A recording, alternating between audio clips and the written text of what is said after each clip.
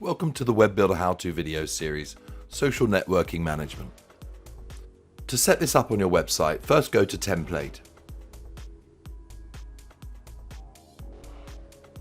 Go to your widgets.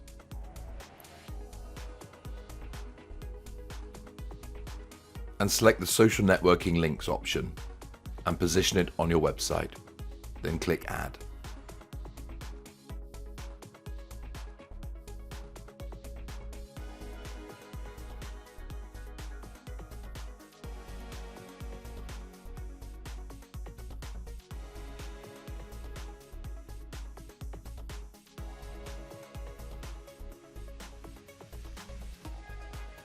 You can now add links to your social networks to your website.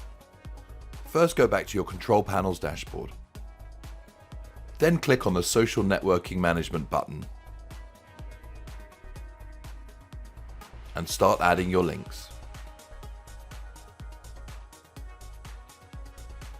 Each link you add will immediately appear on the front end of your website.